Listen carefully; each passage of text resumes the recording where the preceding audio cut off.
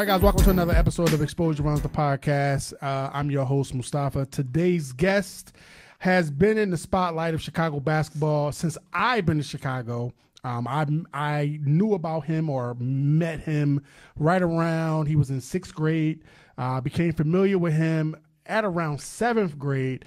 He was a part of a middle school, Ariel, who had a undefeated 2 years, about a 2-year run that y'all had, right? Like 32 and 0? Nah, it was about like 50 or 60. Okay. I'm glad you brought that up. Because that undefeated run came to a screeching halt against Colin Powell. Do you remember that? Nah, I do. Okay, we're going to talk about that.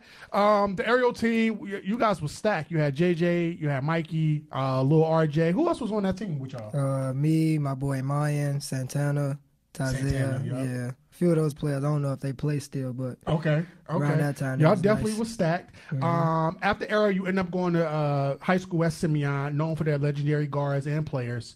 Way too many to name. We've named a few. We've had Coach Rob up here twice. When you went to Simeon, you started as a freshman, right? No, I didn't. Well, not start, but you played varsity. Yeah, I did play on varsity as a freshman. As a freshman. Yeah. Okay, I thought so. After completing a very successful career at Simeon, you just finished up your freshman year in college. You're considered by many as probably the fastest guard with the ball in your hand in the state, probably in the country. Basketball IQ is exceptionally off the charts. Overall, great competitor on the court. It's so many adjectives, so many things that we could describe you from the positive. Great family, dad here in the studio with us. But we want to welcome Jalen Griffith to the show. Appreciate you, sir. Thank you for Finally having me. got an opportunity to get you on the show. I'm really excited about it. Can't have anything about Chicago basketball and not have you in that conversation. You have been just on the scene since a youngster. When I was looking up some stuff to kind of like, I try to do my research on the people that we have, and like at the very least, I usually start my research like 2 days before because I want it to be fresh. I don't want it to be too far out, and then I don't want it to be too soon. So like I try to. But anyway, I came across, which I forgot about because I watched it when it happened. But I came across the video when you did the day in the life with Ballers Life. When you was going out to what's the school? The All-Star. Yeah, the All-Star joint. Yeah. So when you had those type of situations like that, man, like just kind of talk a little bit about the development of just being under the spotlight. What has that been like? Well, around that time, I was fresh with being under the spotlight, so I really didn't like know how to handle it. I was just going with how I felt like was right about it, about like being around the camera and stuff. But pretty much I was just, being myself. My mom told me don't be shy, just, don't act out of character. And then we was always playing basketball, so that's what I do for a living. Right. So that was the easy part. That was the easy part. Gotcha. And then, after that, I just kept it simple. I was being myself all the time and, just made sure I had fun with it. One thing that I actually noticed, and it just literally popped into my head while we sitting here that I've noticed about you, like on your personality and your persona is totally different on and off the court. Yeah, you're like really, really quiet. I would dare to say come off as a little shy. Yeah, but on the court, like it's a little different. Like you don't do a lot of talking. Your play speaks loudly, but your personality is a little different. Would that be accurate? Yes, I believe on the court I get that from the players I look up to. Okay. So like Kobe, his mentality, he really don't got to say too much. He let his work speak for itself. And I just try to do the same thing. I know I'm not going to be exactly Kobe, but it's always that perfect mindset you can always have to get to that level. Right.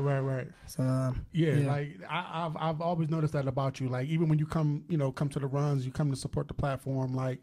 You just come in the gym, just get right to work, and then you sit and wait your turn. Like, the guys will come over to the table, like, when we get back on, it's like, it makes me lose kind of focus sometimes, but you just kind of just waiting, and it's like, I'm going to get back out there, and you just be chilling. So, no, I appreciate that. We're going to jump right into that Colin Powell game, though. What you remember about that game? I mean, that game was talked about way before we played it. Okay. So it was a tournament out in Collins out west, and I'm familiar with being out west, so I was comfortable in the atmosphere. And, it was just games before that led up to that, and people were saying, like, back then it was like a Dragon fam that I was versus an an Icy fan. Yeah. So around that time, it was really like who was going to win that battle if we did play. Got you. And in my head, I'm like, well, all of my teammates are with Dragon Fam, and most of them are with Icy Fam, but the other guys that wasn't on the team was with Icy Fam. So they're going around the gym just talking about it and stuff. And I'm just keeping in mind, like, I just want to win.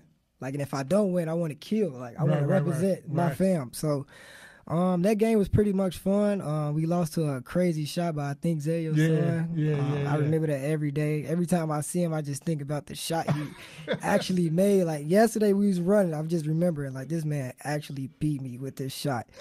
And it was just crazy. Like, it was crazy. So it's funny that you say that. So I actually have that entire game on video, the whole game, right? So I'm gonna run down, and when I typed this up, I was at work today, and I typed this up just from memory because the game is actually on my laptop at the crib. So this is what I remember: the game was tied. Yeah. You and I distinctly remember. I think it was either on Instagram or Twitter. Like, I remember like tweeting about you, like, yo, this kid is like, he is like really good, like so fast and so quick. So anyway, the game was tied. You end up putting Ariel up by 2 with a nice drive, going down the lane, gave y'all the lead. Coach Mustafa from Colin Powell calls the timeout. They came out the timeout. The play was clearly drawn up for Rayshawn. It wasn't even for Zay. It wasn't. So you're right. No, you're right. The play was clearly drawn up for Rayshawn. You see. And you and Ray was going back and forth. Yeah, we was. The whole game. The whole game, going back and forth. You and him going back and forth the whole game scoring. Ray gets the ball from Diggy, attempts to drive left, but is immediately met by you and Mikey. Ray pulls back, has nowhere to go. Nowhere.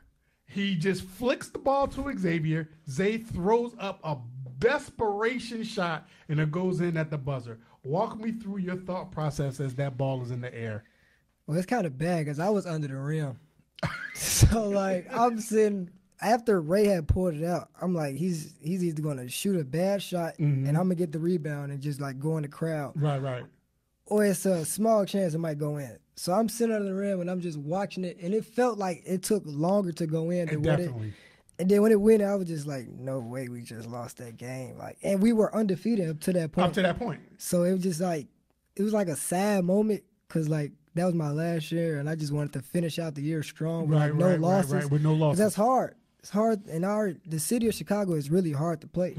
So, like, when you're playing against different people, the talent is different. You might be playing against a team that's aggressive. You might be playing against a team that's, like, full of talent from the suburbs, and that day we were. And so that shot was just – it was a good shot. I can't lie. It was a good shot. It was a really good shot, and to speak specifically about what you're saying about the differentiation between teams from the suburb and teams from the city. Of course, that's always the suburban team's mantra when they come into the city, especially when they playing somebody of your magnitude. Y'all had some great players, you, JJ, Mikey, and the rest of the guys. And of course, at the time, Colin Powell with Ray, Lier, Xavier, Diggy.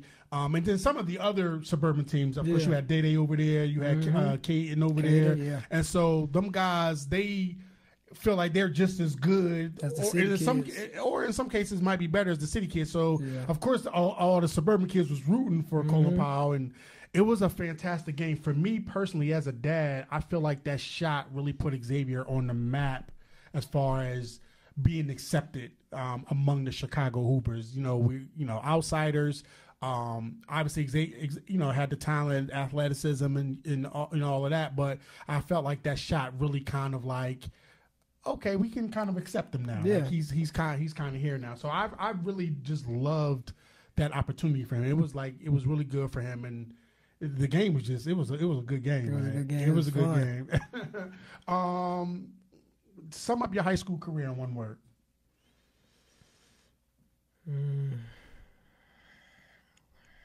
It's kind of hard because we got COVID. And I heard a lot of people too. Yeah. Adversity. Yeah. Okay, that's a good word. Why adversity? Well, coming from 8th grade, my dad always, put in my head like the way you're playing is not gonna help you succeed in high school. Okay. The game is played different. The style is played different. You're playing to get stronger, faster. Okay. And my freshman year, I didn't start, and I was playing on That a really the first good, time you didn't start on any level? on any level. Okay. So my mindset was the same because I knew who I was around. I knew the guys I was going to be playing with, and it was just like how do I fit into this team? Okay. Because before me, it was a bunch of names that led up to why I went there. Okay. And I just knew in my head, like, if this is where I'm going to go, I want to be exactly where those players were. So freshman year went okay. We won the city championship. My sophomore year, that's when COVID hit. Right. We really had playing in front of no fans, playing with masks on, so it's a different experience.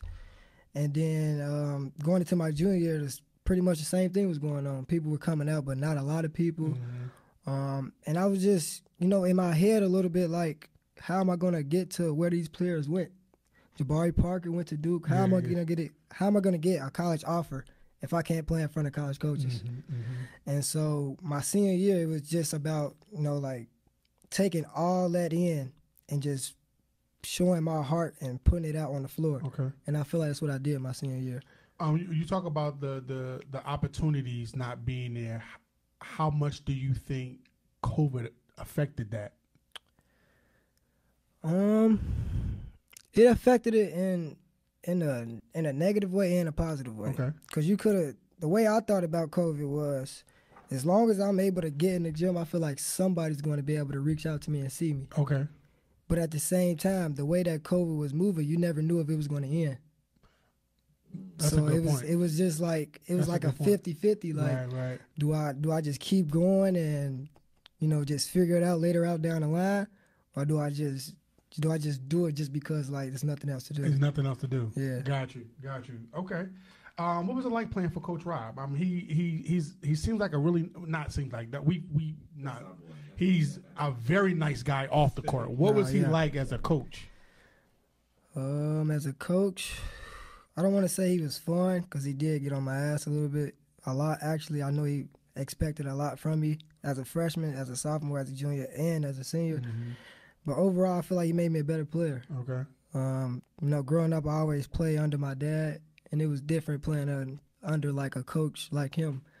Just hearing his name, knowing the players he coached with, knowing the players that came under him, I knew where I wanted to be, like I said. But overall, I just felt like if you couldn't handle how he coached, then you wasn't ready for any level. Any level. Because he had college players, and he felt like those players can get to that next level, so he coached them a certain way. And he knew how to do it. You talked about being coached by your dad. How difficult, if at all, is one of the reasons why I stopped coaching Xavier, because myself more, but I know how much of a struggle was it to be able to draw the line between dad and coach, particularly in game moments and then possibly even at home? Was that difficult? It wasn't difficult for me. It really was just always keep it that's not my dad right now. Got you. He's coaching other players and he's coaching me. So if I mess up, I can't take it as my dad's getting on me or like I'm doing something bad around the house. Got you. He's getting on me because it's just different. He's not trying to, and he's coached at college players. He's coached at a university before. So, I just feel like it's the way you put it. It's the mindset thing. You can't really think of it as that's your dad.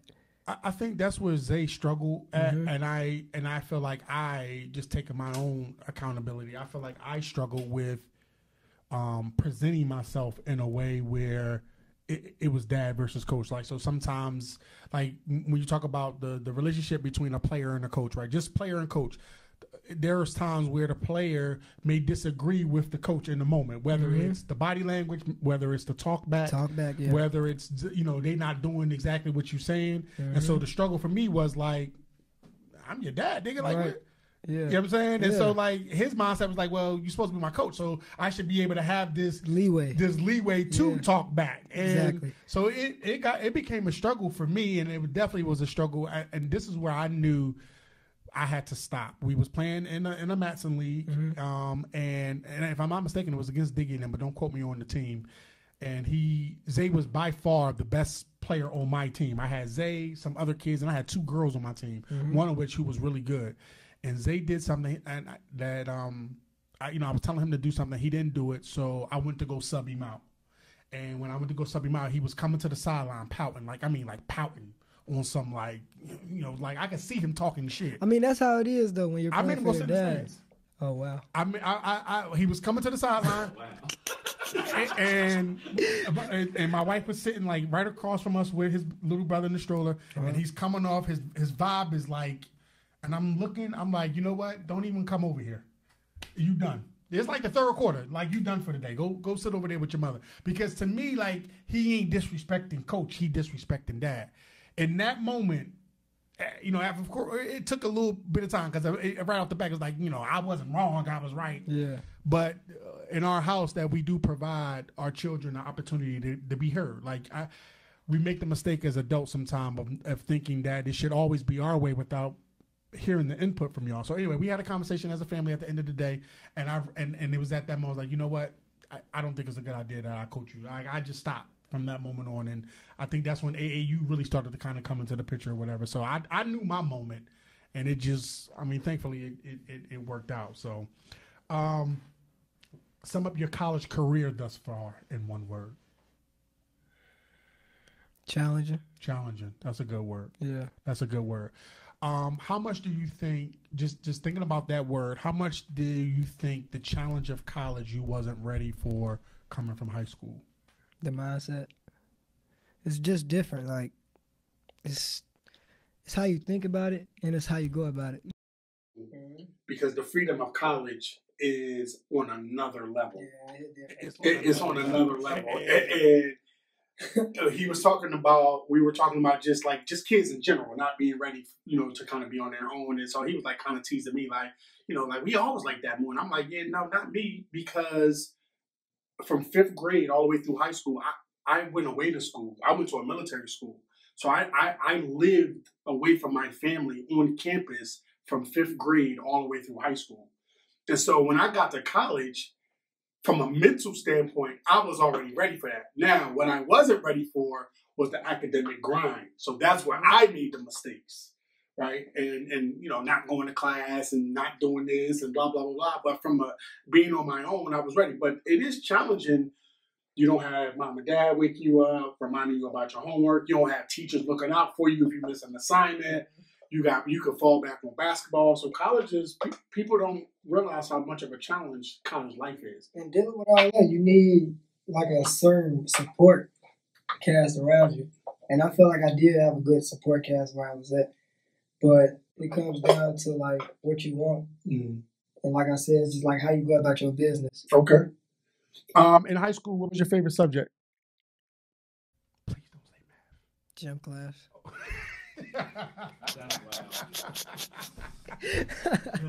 Anything that wasn't class. Okay, it was English though. Okay, for sure. Yeah, English and history was my favorite.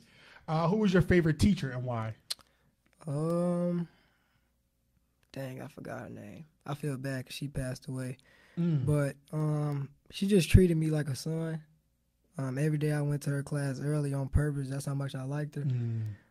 She always helped me if I needed help.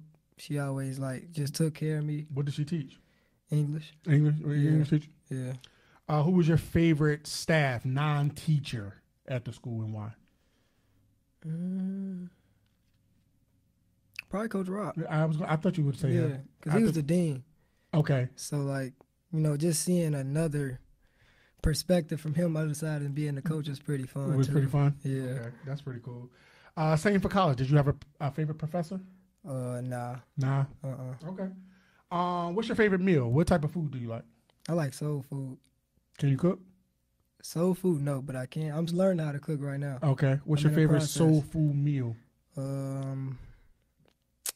I say candy yams. I heard it's sweet potatoes. Okay. Macaroni, cornbread, greens. You can add some turkey in there, some rib tips, all that type of stuff. Okay. Dressing. With it's always funny hearing Chicago people call it dressing. Where I'm from, we call it stuffing. Yeah. Touche. You said you kind of just starting to get into cooking. Like, what type of things do you cook?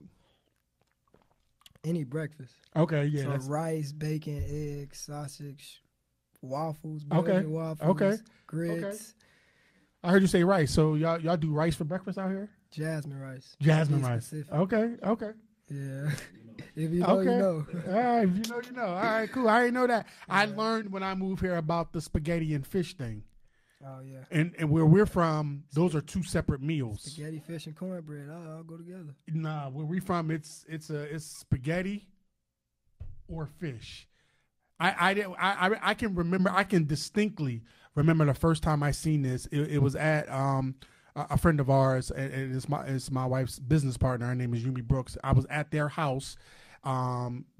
Any opportunity they get to do something with food, it's always like a function, right? And their mom, who recently passed away, rest in peace to Dr. Joyce Chapman, they had like a little shindig, right? And we get there and they have the food and it was like spaghetti. I'm like, okay, cool, spaghetti. And then, oh yeah, we got some. I'm like, spaghetti and it's a thing. That's a thing here. Yeah. Like, nah, in Philly, nah, it's spaghetti or fish. Nah. You really can. He missing out. No, I'm hip to it now. I'm hip to it now, but it was abnormal in the beginning. Like when I first moved here in 2012. So from like 2012 to about 2014, almost 15, it was like, nah, it's one or the other. Like you can give me some fish or you can give me some spaghetti. Now we don't do it in my house, but if I was to come to your house or, we go over there now, it's like an expected thing. Like, all right, y'all got some fish with that spaghetti? Like, I know what to expect now. You know what I'm saying? I'm hip to it. But nah, like where I'm from, fish and spaghetti is two separate meals. We didn't put that together at all, ever. It was just a weird thing to me. What's your favorite pregame meal? Before games, what you like to eat? Salmon. Okay. Yeah, salmon, probably a salad and a smoothie. Okay. It's a bad combination, but it's good for me, so.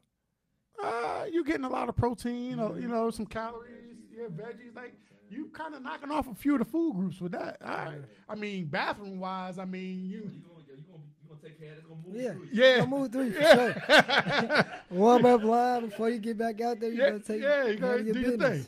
What's your favorite meal of the day? Breakfast, lunch, or dinner?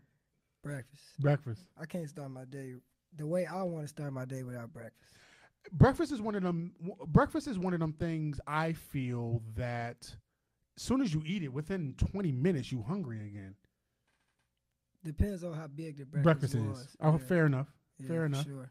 What's a ideal breakfast for you? Where am I at? Am I going out to eat or I'm in the house? Your mom's making it. Well, who's the better cook, mom or dad? My mama. Okay, fair enough. So mom's making you breakfast. If she says, Jalen, what you want for breakfast? You saying what? Rice, biscuits, bacon, eggs. That's it. That's all I need. Okay. With some jelly. And some strawberry, grape? Grape? Yeah. Okay. All right. Off the court, when you winding down, trying to chill, what's your favorite thing to do? Shop. Okay. Yeah, I love shopping. Do you? Mm-hmm. By yourself, or you online shopper, or you like to go in the store? I like to go in the store because sometimes online it's like you don't know if the brand is real. Got you. You don't know if they got your size. They always sold out. Got you. I'd rather just go in person and then if y'all don't got it, okay, at least I'm out the house. Doing Right. And then you can kind of see what else they got too. Got you. Okay, Mm-hmm. Shopping. That's new. All right, cool. What was your biggest adjustment from Simeon to college? What was the biggest adjustment for you? The weight room. Being in there every day. Every day. With no bagging out of it. Like, ain't no way around it. You got to do it. Got to do it. Got to. Do you think, and I actually probably know that there is just kind of knowing what Xavier is going through. He's at NAIA. But do you think there's a major difference in weight programs from the levels from D1 all the way down? Obviously, I know the weight room and the way that it's set up based off of finances is different, but I don't think so. Okay. Because sometimes you might, all the time, you might have a D1 strength trainer that came from a D1 program. He might bump down a level. So, y'all strength trainer at the college you was at, was he the real deal? He was elite. Yeah, he was elite, especially in the summer. Like 5 a.m. You got to wake up at 5 a.m. just to work out at 6. That was tough. Yeah. But your dad used to wake y'all up and you used to work out with him. Did y'all ever get up there early, or was that new to you? Like 7.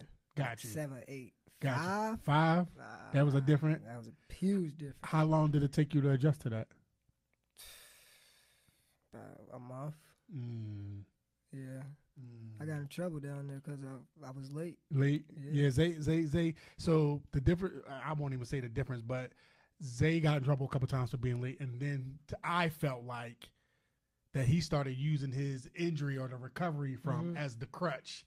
And you can't show that you can do it one day, and then the next couple of days you kind of struggling. Now, yeah, sure, it can be that you sore or that you whatever, but it started to become a routine, I felt.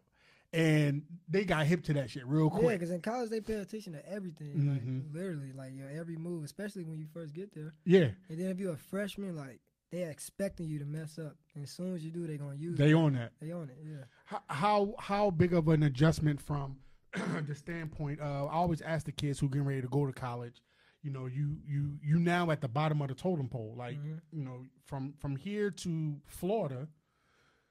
Here, like at almost every level, you were the top dog for the most part. I mean, if not the top dog, you was. I can't even think of a school you went to that you wasn't the top dog. So you get down to Jacksonville. Obviously, you already expecting that you're a freshman, so that's going to be the whole stigma. How much of that was actually the stigma, and how much did your teammates kind of like give you a tough time with that? I mean, for me, that stigma like just made me hungrier. Okay. So it pushed me, and then like every day I was showing it like that I'm really not a freshman. Like I'm not playing like a freshman. I'm not acting like a freshman. So I feel like I shouldn't be treated like a freshman. But with these coaches and the coach that I had, I felt like he was like holding that over my head. Did it frustrate you because it's like, why recruit me if you are going to treat me that way?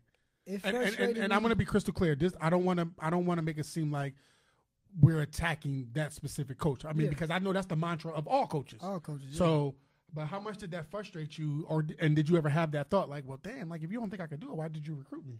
Did you ever have that? It frustrated me like all the time off the court. I never let it like frustrate me on the court because I was still like handling my business, and I felt like if it was in my head, it was gonna bother me. Got you. And it was gonna show that it was on the court. Yep. So when I wasn't in my mind about like, okay, this man think I'm a freshman, I gotta prove this, I gotta prove that. To me, it was just about proving myself that like I belong out here. Got you. But off the court, it's like you by yourself, you're around your teammates, and sometimes you just get stuck in your head like, well, dang, like maybe he shouldn't have recruited me. Or why did he recruit me if I'm not going to be able to show myself? Were there times, did you ever get an opportunity to have that conversation? Not so much, well, why did you recruit me, but like where you were feeling like in practice, you doing everything, you proving yourself, and in some cases you might be busting somebody's ass that's above you as far as the depth chart. Did you ever get an opportunity to talk to the coach of like, well, what more do I need to do to kind of show that I can play at this level? I did. I had about like 2 or 3 talks with him. One talk was about being consistent, and that's what I'm working on this summer with. And another talk was about, just, I don't know, it's kind of hard to say. Got you. Because he was telling me and my parents one thing, and then another thing was going on. Got you. So, yeah, it was kind of hard. I remember doing Xavier's recruiting process, right? And for whatever reason, the level that you played that never presented itself to Xavier. So, just dealing with the levels that we were presented with, some D2s, some NAIAs, some D3s, of course. I tried to be as respectful as possible. And I know your dad can speak to this. A lot of coaches, and it really doesn't matter if they're white or black. I think that a lot of coaches have for whatever reason, they have a huge issue that our boys have us in their lives. They are so used to dealing with the moms, where they can kind of manipulate the moms, the guardians, the females of the tribe, that our peers, our group of men coming up, like we're involved now. So there was a generation where all the fathers was involved. Then there was a huge gap where no fathers was involved. And now we're bringing it full circle where we're now involved. And I feel like coaches, they have an issue with the fathers, and it doesn't matter how much. Well, first of all, not to pick on LeVar Ball, but I feel like he kind of gave the black father a black eye just a little bit, just a little bit. And what I mean by that is I feel like no matter how we approach a conversation with the coach, with trying to let them know, like, hey, listen, I know the process. I understand the process. I'm not here to, be overbearing and overwhelming. I just want to let you know that I'm a presence in my child's life and the decision making we're going to do as a family. Like, we'll listen, we'll hear you out, but I do feel like that coaches are very not used to that. So I say all that to say I can distinctly remember 3 schools. I would say 4, but the other school I wasn't there for, and I didn't like the way that I was on the phone, and my wife was there, and I didn't really like the way. I just didn't like the way that they presented themselves to my wife and Xavier, and it still bothers me to this day about it, especially with the kids they ended up recruiting. Anyway, I remember talking to these coaches, and the conversation was about, like, listen, I understand the whole whatever y'all present yourselves like, he's the best thing since sliced bread, but I also know that it's going to take, he's going to have to work and he's going to have to earn it, and I'm raising him to expect that, but I'm also in my house raising him to know that if he earns it, we give it to him. If Xavier does something right and he's earned the right to stay out a little later or to get a couple extra dollars from us or whatever, we give it to him. Right. But in that same token, if he doesn't earn it, then he doesn't get it. He's going to come to your school with that expectation. And the minute that it falters, that's where the disconnect is going to come. And so I feel like coaches, they want the loyalty and they want the whatever from the players, but they don't return it. No, not all the time. And if they do, it's like, they do it in the way the player doesn't want it. Yeah. Talk about that a little bit. So maybe like it might be a day in practice you playing good, and he might praise your name that day, but the next game is like you're not even getting the same attention. So it's a balance. Like, okay, this day I feel good. We got a game tomorrow. I'm finna try to do the same exact thing I did yesterday, and then it's like. You don't even get a chance to get. You don't get the same love. It's like different. It's like, I don't know if it's because we behind closed doors, or it's like you doing this because of the other people that I got around, like my teammates and their parents.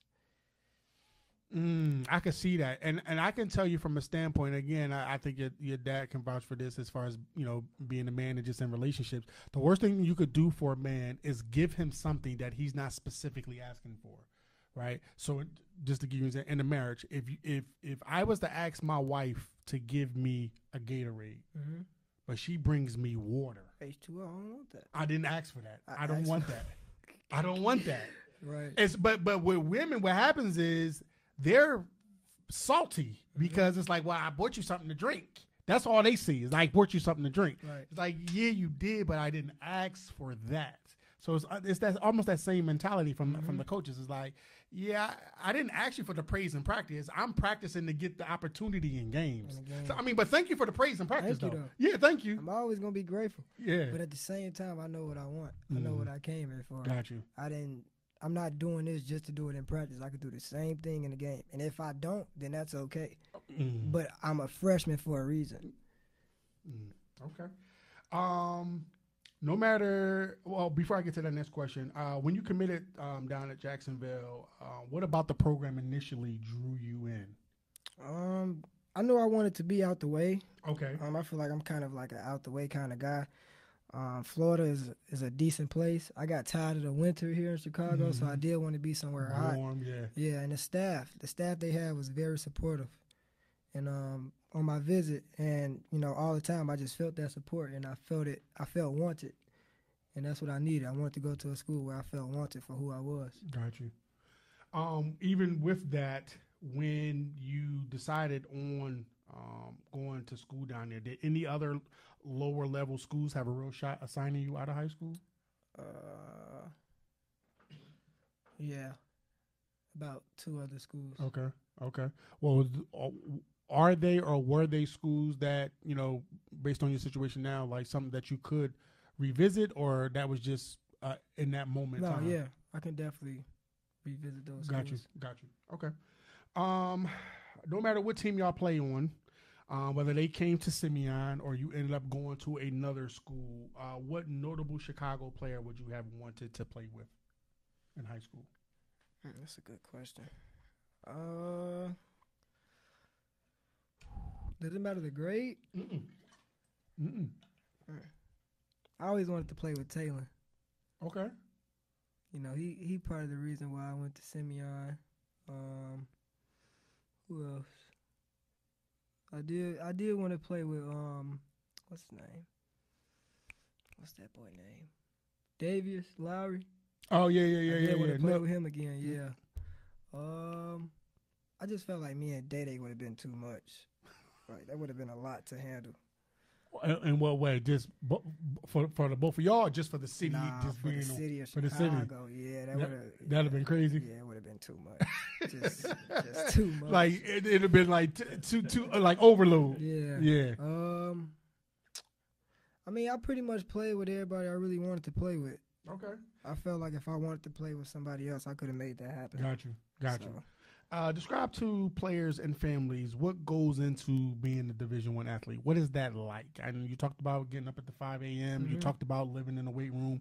What other things should families know? That everybody is chasing that D1. Yeah. Like what do it's they not not for everybody. know? Yeah, I was gonna say, what do they not know? What should they know? It's a sacrifice that you got to make, and some of it is with your family, some of it is with your friends, and the other half is really yourself. Like, it's why are you there? And if you get in a position to be D1, it's like you have to be accountable of why you got there, how you got there, and how I'm gonna stay. Because it's easy to get lost in a D1 school, and especially where you go. Interesting. Yeah. Interesting. Okay. I mean, expand on that a little bit, especially when you said it's easy to get lost. How so? I'm gonna say pretty much the stuff off the court, like the girls. A lot of people be like, they want to play basketball, but they want to have their foot in and outside the door. And it's like on the court, a girl might have you frustrated. They might have you in the wrong mindset, and then it's like, it's also a mindset thing too. I'm gonna keep speaking on the mindset because it's big on being in college. You have to have the right mindset to, control your emotions, control how you treat people, control who you let in your circle. That's important. I feel like that's important. Yeah, that's really all that important. stuff play a big role, including the girls in your circle. Yeah. I feel like, or do you feel like the whole aspect of girls that they know why you there. That's kind of the reason why they attracted you anyway. But then they're like pulling you away from that. Like, how did you have to deal with that? And if so, how did you deal with that? The way I dealt with it was, just knowing, keeping the main thing. And like, if you don't, it's like you battling with something you really don't have to battle with. Right. And that's a hard battle. Because it's like, okay, you're creating that battle. You're creating it at the same time. You're gonna have to deal with it off the court. Your freedom is when she's not around. But when she is around, like, you might have other girls you talk to. You might, or you might not. But it's all about like how you treat them, how you treat yourself, how you want to be treated, and just stuff like that. How much of an emphasis did you put on yourself internally to be a Division I player? Was it a mentality of D1 or bust? No, it was all a mentality. Just knowing the work that I put in. It's like, I deserve that. Yeah. You gotta know within yourself. Sometimes you really have to set into reality. You gotta know what you think is for you and what you know is for you. I knew that like my skill set, my hard work, my dedication to basketball was to be on a D1 level. Got you. So when I knew that, I just kept that in my mind, and I always showed like my hungriness for it. It's like trying to be in the NBA. If you really want to be in the NBA, you're gonna put in the work and the dedication to actually make that happen. Because it's not. I mean, it's hard to make it, but like I said, it's all a mindset thing. Yeah, but like you were saying, like it is hard to make it. Yeah. But if you structure in your life for that, it should be easy because that's your path. But if you got too many distractions and things coming around, then it's just not going to happen. Starve your distraction, feed your needs. I like that. I like that a lot. Right now, there's a guard by the name, I'm sure you know, Darius Hawkins, who's going into high school. He's going to HF with a lot of fanfare. He actually reminds me a lot of you, height-wise. Just the notoriety, like he got a lot of things going on, and he's a great kid. I don't know if you know him or not. He's been up on the show. We've talked to him. Shout out to his mom, Cheryl, time. A really good kid, real humble. Like, yeah, Oh no, I don't think he was there that game. No, I ain't never seen him No, in person. no, he came the week after. Oh, okay. But he not only reminds me of you on the court, he especially reminds me of you off the court. Because on the court he has a lot of fanfare. You know, people always want to see him, the cameras, that is. But off the court, he's very low key, very humble. You know, talks. You know, almost shy. Like he's really starting to come into his own a little bit. And obviously there has been a growth from the social media thing from when you was in school, which was a short 4.5 years ago, like real short, to now. But so he reminds me of you a lot. Again, high expectations going into HF. They coming off their state title, the notoriety, huge social media following. And just as a player who has a lot of status and now having a better understanding of not just the good, but also some of the bad of the culture of Chicago basketball and basketball as a whole, what advice would you give him? Keep your head on, keep working. I don't know if he believe in God, but stay prayed up, stay disciplined, and you know whatever he wants can fall in his hands. He's a real good kid. We're trying to get him back out to a run because when he came out there as an incoming freshman, he really handled himself well. Yeah. I mean, from not just, and then, you know, some people his age think that coming out there getting buckets that's proving yourself. Yeah, nah. He came out there and took his licks. He got his buckets. Don't get it twisted. But he took his licks. I don't know if you remember Tamaris Brown that used to go to St. Patrick's, light skin buddy lefty. He beat him up a little bit, like, you know, blocked the shot, kind of, you know, pushed him around a little bit.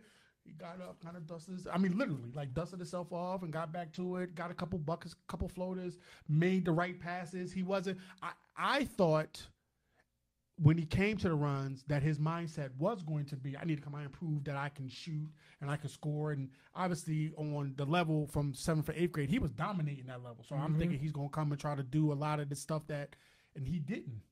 He kept it simple. He bounced past, he chest passed, he made the right reads, he made the extra pass. He just really handled himself really, really well. And I was like, man, this kid, he going to be, you know. We got to get a run together when I'm out here. Yeah. Well, we can make that happen. Yeah, we got to get a run. We can definitely make that happen. He's a good kid. And I feel like he's somebody that, you know, he could definitely, and he has a good support system, like you. That's important. He has his mom and dad is doing a great job with him, a really great job with him. But I do feel like somebody who's been through it, you know, just having a little, you know, opportunity just to kind of give him a little wisdom, I think that will go a long way. So I'm definitely going to make that happen for sure. I think it's important that you guys are now the gatekeepers. Yeah.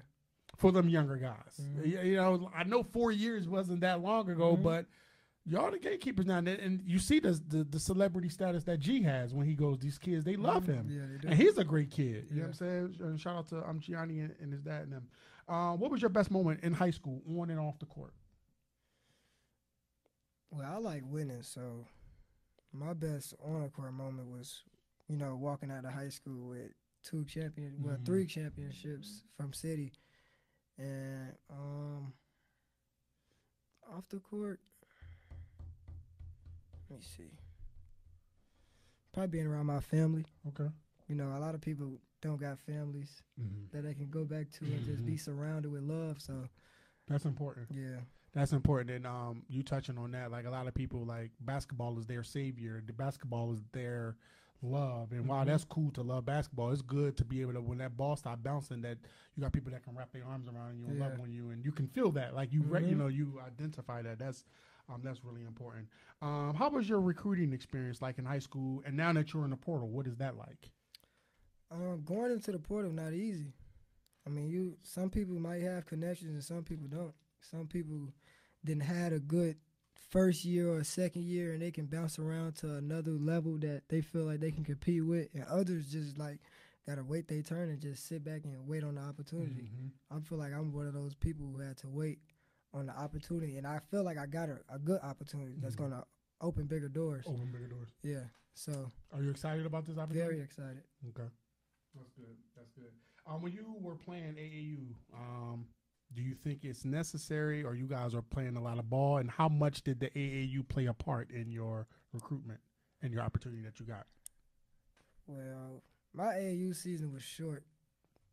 COVID was Killed just, everything. Yeah. Yeah. So my AAU season, I feel like it went pretty well. I played against all the top players in my class, so that just helped me like develop my game and know where I stand in this basketball game. So, I mean, it can help you and it can hurt you. Okay. I felt like it did both to me, but more so like helped me, you know, just knowing what I had to work on, just being free, like just having fun with the game of basketball. That's what AAU really about to me, is like just playing against, you know, maybe a top player, or playing in front of an environment where it's a lot of people around, playing in front of cameras. A lot of people don't get that experience. All that stuff. Okay. Scout yourself. If you're an opposing coach going over film with your team, how would you tell them to guard you? No room to do anything. Just crowd you. Crowd me. Okay. Don't have to. Okay. You leave me space. It's gonna be a long night. It's gonna be a long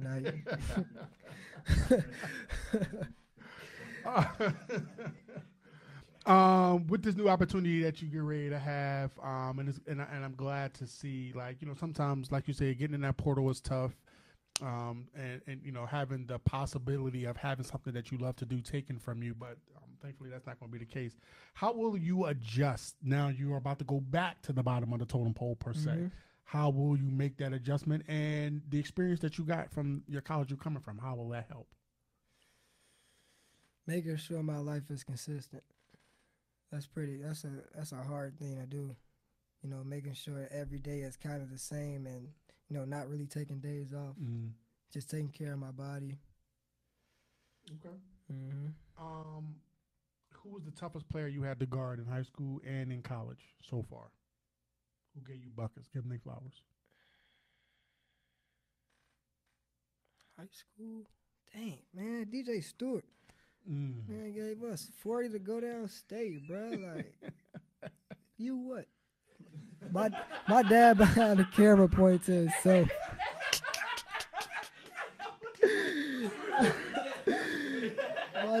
My dad want me to say he's so hard to guard. Like, I don't know what went on back in the day about his name, but in today's game, like, he can't handle what I got. What he installed in me, he was pointing to himself when he just asked me that. But I missed that completely. When is the last time you and your dad played? Like seriously played? It's been some years. He won't play me again. You will give it to him?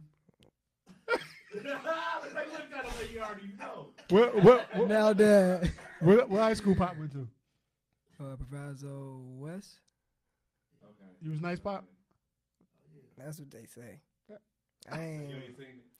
I seen it, but I need to see it in front of me. Oh, okay. I seen it, and I seen footage. I've heard, always hear. Yeah. I need to see it in front of me. Yeah. And until then, I'm because he see me. So, right. Exactly. That's the point I'm proving. Challenge. So if he has something and he gave it to me, and this generation is different, it only got 10 times worse than what he was. Yeah. Okay. And the interesting thing about this banter here, which I love, is the banter that me and Xavier have. Number one, but I can tell you without a shadow of a doubt, Xavier was and is 1,000 times better basketball player than I ever was. So almost all of his skill set had to come from her father's side of the family. Because the rumor is, he unfortunately passed away before she was born, but the rumor is he was a hooper. Like, Granddad? His granddad. Which I've never met him. He's never met him. He died before my wife was even born. But the rumor in Philly is he was a hooper. Now, I played. I was more of a role player. Like, you know, I was the dirty work guy, the rebounder, the instigator. I was that. But football, I was a dog. I was a dog in football. Wish I could have played football. I was a dog in football. So I don't know. I would say me and him had everything, but I made his shot better than mine. Now, I tell you what I did give Xavier. I did give him a lot of that toughness that he has. I gave him a lot of that attitude that he has. I feel like I instilled in him, and he probably has taken it to another level, but that confidence and not so much cockiness, but like that mindset of you belong too. Yeah. Now I know I gave him that. The skill set and all that other stuff. He better than me. But I know the 17 to 19-year-old Mustafa would beat the brakes off of Xavier. Not from a skill set wise though, because I just was tougher than he was. You know what I'm saying? My upbringing and my environment was just tougher, and I would have gotten his head, and Xavier was ready to fight me, and I would have whooped his ass. So like, you know what I'm saying? But from a skill set, and we just talking pure skill, nah, Zay got me like beat hands down. Like, I can't fuck with Zay from that standpoint. Who was barbecue chicken? Who you give buckets to? Name a player and a team. Every team in Chicago, as far as high school wise, a player. Dang, that's a lot of players. Oh man, hold on. This I ain't gonna say his name. Oh, come on. I don't know his name. Oh. When this video comes out, they gonna know. This is my freshman year at Whitney Young, and it was like a Simeon versus North Lawndale battle. Got you. It was an out west versus out south battle. Mm. That game in particular, he was supposedly their best player. I gave him at least like 20. And it was money. It was money on his team. It was money on my team. I got a lot of people paid that day. I know his name. What's his name? He's talking about the point guard for North London. Rob. Not Rob. Oh my God, it's on the tip of my tongue. Mm-hmm. You got people paid that day. Oh yeah, a lot of people got paid. That was all on social media. Yeah, that was you ain't know about that Nah. game? Simeon versus North Lawndale. Oh my God, that game. Man, It was crazy. Tick for tack. I had to even get on there because it was getting out of hand. Like the back and forth, it was getting out of hand. It could have went left too. But that game, it was big. What is his name? And those type of games and those type of environments, I'm always about that. and so that's interesting because Zay mentality is too. I don't think I'm not so much. I'm not about that. I'm just not wired to the point of keeping it on the court. Keep it on the court, yeah. You know what I'm saying? Yeah. And I'm not from here, so I didn't. Ron. That's his name. Shout out to Ron. Yeah. Point guard in North London. Gave him the work. Yeah. He got some buckets too, but yeah, he gave me some buckets, but Okay. Yeah, I think they both had at least about 20 apiece. Got you. Okay. Name your all-time NBA team. 5 starters and a 6-man. Stephen Curry, Okay. Kobe Bryant. Okay. I got MJ at the 3. Okay. At the 4, I'm finna mess some people's head up. I got Kevin Garnett at the 4. Okay. At the 5, I got Bill Russell. And as my 6-man, I got LeBron James. That's a super. That team is ugly. That's a super solid team. KG and Bill, yeah. No one says dog. Yeah, that was it. That yeah, and Bill is the ultimate champion too. Rest in peace to him. Mine's is AI, Kobe, MJ, LeBron, Hakeem, and my 6-man is Jamal Crawford. Oh no, Jamal can't. He can't guard LeBron James. He probably can't. Nah. He can't guard Jamal Crawford. Nah, that's true though. So so our family. Excuse me, my family, we're Muslim, and in Islam we believe that our children pick us as parents. That's what we believe. Hearing that, what does it mean knowing that you picked your mom and dad to raise you and guide you? Talk about them and talk about how important they and your family are to you. Very important, especially as an athlete. You need that separation from, just being so into basketball. You need that outlook, that go-to love, that love that's going to be there. And I always felt love and care from my family, especially my mom and dad. just supporting me with, everything I always did, whether it was basketball. At a point in time, I played soccer. Oh, wow. Yeah. Just showing me the ropes to, how to go about my life and how to, one day, if it happens, to treat my son or my daughter. And I just always, just made sure I paid attention to the small details of what they did, how they raised me, and how they treated me. And, I appreciate them for that. I think, again, even with Bo here being a father, I know this for a fact, and I would like to think that your dad did. Like, all of us were raised a certain kind of way, right? And what we have done as parents is the meat and potatoes of parenting, meaning the way that we were raised, some of the things that we may have liked or disliked about our parents or how we were raised, we just kind of took the stuff that we liked and the stuff that we knew would kind of work from a discipline standpoint, and we just applied it to our parenting. And for me, the applying was from my dad's standpoint. My dad was tough. He was a Marine, not really overly emotional, not really didn't show a lot of emotion towards us as kids. And so that was one thing that I was very adamant on making sure that I did as a dad, like just always telling Xavier and my younger son, his younger brother Zayden, like I can remember distinctly before my father died. And I tell the story to a lot of people whenever this subject comes up. I remember distinctly before my father died, right after we prayed, right in my dad's house, we had a prayer room where we made salat. And I remember I just kind of started the conversation like almost in a joking way, but it was like, Abi means dad or pop in Arabic.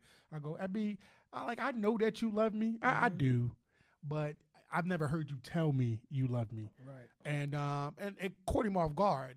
And, he's like, well, yeah, I do. Da, da, da, da. So, but I say that to say, I remember thinking to myself, like, in that moment, I made the conscious decision that if and when I ever had children, which not too long after that conversation, my now wife at the time, girlfriend, she was pregnant with Xavier, but I told myself that I would never go a day without telling my children that I love them in some form or fashion, but just they just need to verbally hear that. And as dads, we know that we know what it means to have our daughters know, to have that love. But it's equally important for our sons to know, because this world is real cruel, man. And so I salute your dad. We've talked extensively either through social media or whenever we see each other. It's nothing but love and respect. So I just always just admired just the interaction that y'all had as a father and son, just from afar, not being in y'all inner circle, but just to kind of see that it's always been admirable. So I salute you, brother. And yeah, it's important to see that, and I think it's important for you to hear that from another father. You know what I mean? Like sometimes we just are tasked with doing what we're supposed to do. Motherfuckers don't give us our whatever, our flowers, and we just celebrated Father's Day. So, like, happy belated Father's Day to you as well. You too. Thank you. As you are becoming a man, what current life lessons has your dad and your parents in general have they taught you that you will always carry? It's a lot.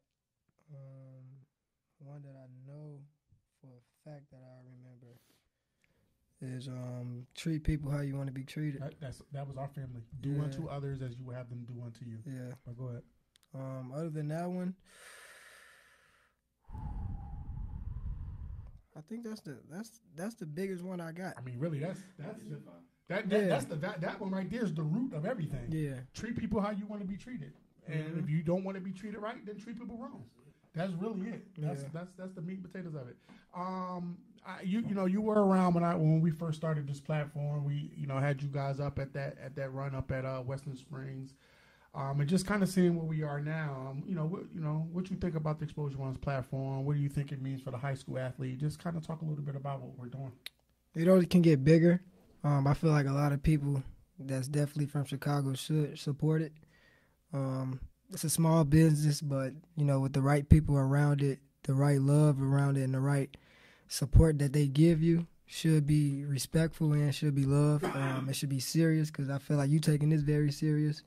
Day by day, I feel like the more people that continues to come around will understand like what you're doing isn't just because of it's a camera or it's because of what you want your son to do. It's just like what you want to do. It's a way of how you want to go about your life. Yeah, when I started, I mean, of course, you know the backstory, but when I started, it was really just for Xavier, just to kind of get his name out there on y'all level. Like, in the 23 class, of course, it was you know, Day, you know, all of you guys, and I felt like, I feel like Xavier can, I think he's decent. Yeah. And it was just about giving him that opportunity, and once it kind of blossomed, I felt like, oh, damn, it's a lot of Xaviers out here. So let's just try to, like, tap in with a lot of them guys. So I definitely really appreciate just you always, you know, being willing to come out to support. You know, if the opportunity is there, you're always really respectful. Like, you respond. You don't just kind of like leave us hanging. Like, you're a real solid young man, and I appreciate that says a lot, because I just your status as I mean, you're part of the basketball culture here in Chicago, whether you know that or feel that. Like, you know, when you think about Chicago basketball of this era, like, when you are our age, they're going to be talking about you and y'all peers. Like, y'all are the torch carriers of this thing. So I definitely want to let you know how much I appreciate you, and it's just really been a blessing just to watch these guys grow up. You know what I'm saying? And knock on wood, like, we haven't lost none of them. Yep. You know what I'm saying? Like, we talked about before we came on camera, Gianni is the last group that I know. So now it's our responsibility to get to know some of these younger guys. But think about all them guys from 2020 to 2020. What was G 24? Yeah. 2024. All them guys, like, that's a lot of people. Y'all got a nice little whip in that era right there. You know what's crazy about that group though? A lot of people don't even know how close those kids are. That's important. Yeah, that's very true. Very true. They don't. Very true. Very close. Very close. Because they go to different schools. They talk and they hang out and they support each other. Listen, all you gotta, even if they don't know it, all you gotta do is go to social media. They re-story each other's stuff. They show them love on their birthdays. You know, they make moves in colleges. They show them love in the way that they, you know, that's how they know how to do. But even when they talking to each other, you see them talking to each other at games and at runs. And so you're right. You are so right, Mike. Like, they. Talking about, we go to AAU games and we ain't playing. We watch the kids play. Yep, I remember y'all used to do that. Y'all would be there watching them play, and then they would come over to y'all court and watch y'all play. And now y'all back at the hotels, ripping and running in the pool and all that other shit. Yeah, I remember. I remember. I definitely remember. People don't know how close these kids are. And I hope it stays that way, man. I hope it stays that way. All right, before I let you go, man, I want you to look into the camera. I would like you to give yourself a future message. You see this video in the next couple of days, weeks, years. What do you want to tell yourself? You worked hard to be in the position that you are in. Don't take it for granted. Show people love. Continue to be yourself and keep God first. All of the young men have a common theme that has been up here. All of y'all are faith-based. Yeah. All of y'all. And that's been pretty impressive. Like, Chicago, as an outsider, Chicago gets a bad rap when it comes to just, like, you know, streets and the stuff that has happened here. But just like you just said, a lot of these guys are really, really close. When you sit and talk to them, a lot of them are, and I hate saying this about our black boys, but they are very articulate. They are very mature. And a lot of them, almost 90% of them that have sat up here and we've talked to have given praise to God. They are like faith-based. The family structure, the family dynamic has been faith-based. And that's been very impressive. That's been very impressive. So I definitely want to thank you for being up here, man. Thanks for taking the time, man, for sure. Hopefully you keep coming to the runs because we be having a good time at these joints. Before I go, of course, I want to give my shout outs. I definitely want to give a shout out to my two boys, Xavier, Zayden, Zay, and Ziggy. I want to give a shout out to my producer, Bo Harris of AGM Plus, my guy Tyree Booker of Numerex, SVI, our first and currently our only sponsor, but we working on it. SVI Sportswear, Anthony and Grant Leach. Of course, Derek Ellison, who is a huge supporter of the platform. Derek was very instrumental in our launch, like behind the scenes. He don't like me telling people, but Derek was one of them guys that was like, oh, this what you want to do? Huh? Go ahead, go do that. So he looked out. So I appreciate that for him. He's the National Director and Consulting for the Bradley Bill. Chi Prep and the Example Academy. And then, of course, my partner with the Chi-Town Showcase and the Unsigned Senior Showcase, Ryan Foran. So, yeah, thank you, brother. Appreciate you. Appreciate you. All right. We'll see you guys on the next episode.